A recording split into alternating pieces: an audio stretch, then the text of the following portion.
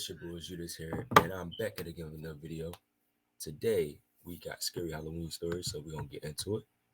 Let's get it. Hold up.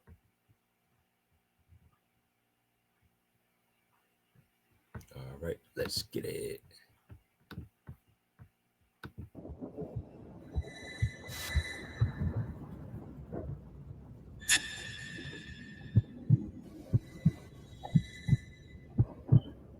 It was Halloween weekend. It was falling on a Saturday this year. My mom always takes decorations and giving out candy very seriously. It's almost like she has to compete with the neighbors to have the most sought after house to trick or treat at. We live on a corner in a regular suburban neighborhood, so when we're decorating, we also decorate the side yard of the house too. Since Halloween was a Saturday this year, kids started trick or treating earlier in the day. However, it was a cloudy, cold day, and there was a chance of rain in the forecast. My mom apparently couldn't understand that this may have been a factor as to why there weren't many trick-or-treaters out.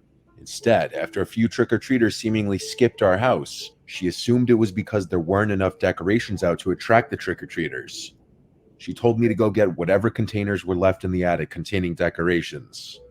I insisted this wasn't necessary, but she insisted otherwise and forced me to. So I went up to the attic, which is directly above my bedroom. The attic door is in the hallway upstairs. I pulled down the door and climbed up the ladder. We have the holiday containers sorted a specific way, so I went over to where the Halloween containers were. There were only a couple still left up there. I opened one to see what was inside and said good enough. I started dragging the container out towards the attic door. Then I carefully slid the container down the ladder. As I was about to climb down out of the attic, I thought I heard something on the opposite side of the attic, like a piece of wood cracking under the weight or pressure of something. I looked over to the wall of containers in the far corner. It's an attic, though. The sound of wood snapping or cracking really wasn't that weird. I climbed down out of the attic and brought the decorations downstairs. From there, my mom and I put out some more decorations in the front yard. It was really windy and felt like rain at any second. There really weren't many trick-or-treaters at all.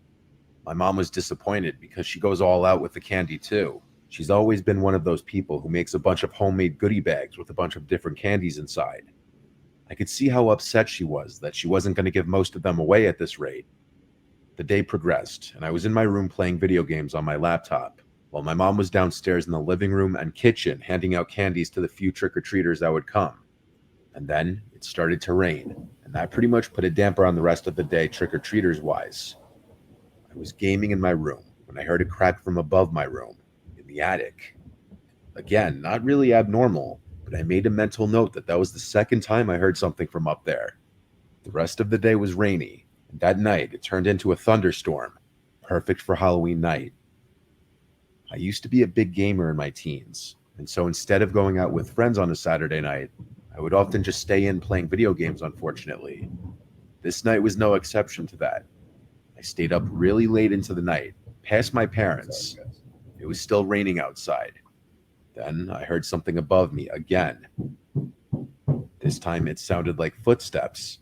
I was wondering if my mom was in the attic putting stuff away, but it was late at night. I sat and listened for a while. The sound stopped. I paused my game and went out into the hallway after a couple minutes, and I saw the attic door was open. I now heard noises from downstairs in the kitchen. I heard the sound of things being moved around in the fridge. My heart was racing now. I tiptoed down the hall to my parents' room and quietly opened the door. When I saw both my parents fast asleep in bed, I felt my stomach twist and I felt sick. I quietly closed the door and went up to my dad to shake him awake. He woke up easily, and I whispered to him, "There's someone in the house." He immediately sat up and said, "What?" I said, "There's someone in the kitchen right now in the fridge. I think they're hiding in the attic." My dad is not a large or confrontational man.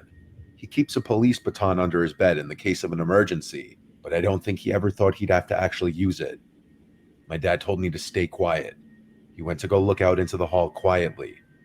When he came back inside, he whispered that he saw someone down the hall climbing into the attic. He shut the bedroom door and he locked it and then called 911. By now, my mom was awake too, but we all stayed as quiet as possible and didn't freak out. It was now a waiting game until the police showed up. My dad went downstairs to open the front door. The attic door was now shut. The police had to go inside, and they found some homeless-looking man hiding in the corner behind that wall of containers. The sounds I was hearing were in fact from a person the whole time. The man, while seeming dirty and kind of scary looking, apparently was very straightforward and honest, that he simply walked in when he saw the front door was open the day before, and he had no place to sleep. He brought one of our blankets up there, and there was a jar of peanut butter up there too that he was eating. The whole thing is still very disturbing. I wonder how things would have played out if I or my father confronted the man instead of the police. My parents didn't press any charges. That's crazy.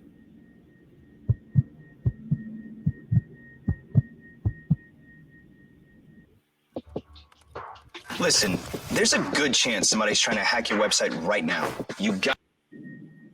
When I was 18, I threw a house party at my parents' house for Halloween. Right. It was closed invite, meaning I told people not to bring strangers. That was a rule my parents gave me. They were not at the house that weekend, which was why I was able to throw the party, with another rule being the place needed to be even cleaner than it was before the party. I invited around 50 people, and probably around 40 ended up showing up. The party started around 6. It was starting to get dark out. It would be partially in the backyard and partially the first floor.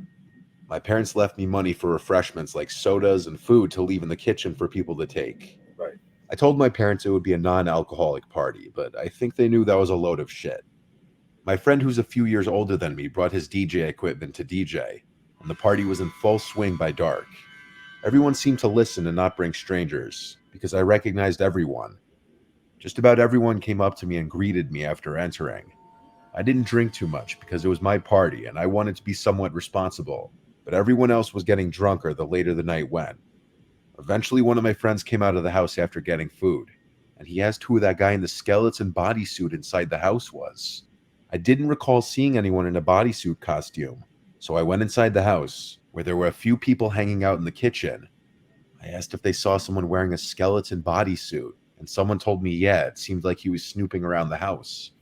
I grew concerned when I heard this, and I asked if anyone invited him or knew who it was. No one inside knew him. I looked around the house and then found him. He was walking down the stairs. I asked, "Who are you?" And he said, "Mike, I was using the bathroom upstairs." It was a really deep voice. He sounded older. His frame was also a bit larger. Not like muscular, just a stockier looking build. I asked, "Who invited you?" And he said, "Tom." I didn't know a single Tom, so I asked, "Who's Tom?" Then I just asked him if he could take his mask off. He didn't listen or even respond. He just walked past me towards the front door, then he left. I ran upstairs to check if any of the rooms had been gone through, and if anything had been stolen. All the doors upstairs, except for the bathroom door, were closed, and after a quick look, it seemed nothing was stolen. So I went to lock the front door, and then I told a bunch of my friends about how weird that just was. I went outside to ask a few friends if they knew who invited the skeleton guy, and not a single person knew who it was. Eventually, I gave it a rest. The party was winding down around midnight. Most people were starting to leave. A few close friends stayed behind a little later to help clean up. After all was said and done, it was a successful party. When everyone was gone, I started getting ready for bed. One of my friends, Vinny, stayed over on the couch downstairs. After brushing my teeth and changing into pajamas, I decided to go hang out with Vinny in the living room for a while. We had some drinks and just watched funny YouTube videos on TV. My little sister, who was 14, was asleep by now. She didn't hang outside with the party because she was too young. We were being quiet so as not to wake her. But when Vinny and I both heard noises from upstairs, it seemed that we woke her up. I was expecting the sounds, which sounded like footsteps, to move to the bathroom or something.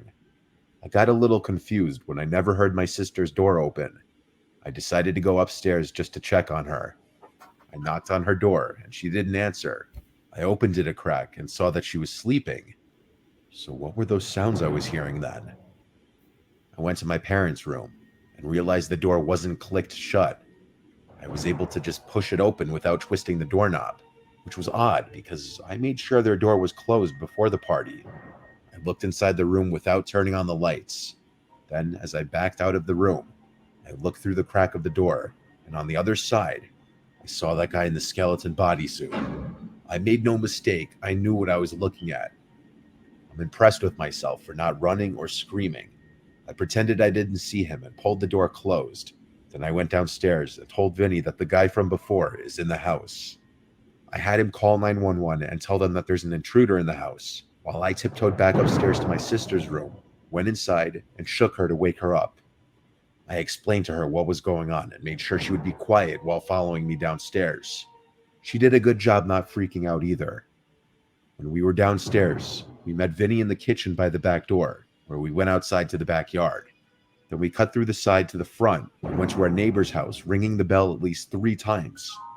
Our neighbor let us wait with him for the police, but at some point before the police got there, that guy escaped through our parents' bedroom window. I know because the window was now open. Their closet door was also open, where my dad keeps his safe.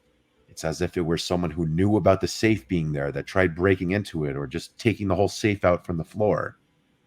It was obvious how the man broke in. He simply just walked into the party again. It could have been any number of people, though. We never found out who it was. But it was someone who knew I was having a party, someone older, and someone who knew about my parents' safe. My sister ended up telling our parents about it, and obviously that was the last party I was ever allowed to throw at their house. He was trying to steal from you. That's what that was. Here's one thing you need to do before buying anything online. Don't spend another dime on Amazon until you watch. This happened in 2016, when I was 15. This would be my last year trick-or-treating on Halloween, so I wanted to make it a big occasion. My mom is pretty laid back, so it turned into a huge multi-day thing for me. The day before Halloween, I would have a sleepover with my friends Davis and Zach, skip school the next day on Halloween, trick-or-treat with Davis and Zach, and then have a sleepover with just my girlfriend Amber and I. This story carries into both nights, so I'll try to explain the best I can. My basement had just gotten renovated into a man cave, so obviously my friends and I wanted to stay down there for the night. The basement had a long hallway right to the man cave. The light switch to the hallway didn't work. It had a pretty creepy vibe, but for tonight, that would be a good thing. My mom made us cookies, and then we went down into the cave. It was around 11 p.m., and we had just finished watching the original Scream. Our second movie of the night would be Paranormal Activity, which none of us had watched before, and that's why I picked it. I remember pausing the movie not even 30 seconds in because of the motion-detected light in the backyard turning on. It lit the whole room up, ruining the creepy vibe we had going. So I waited for the 30-second timer so it would turn off, and then unpaused the movie. Then after about another 30 seconds, the light went off for a second time, and I started getting annoyed.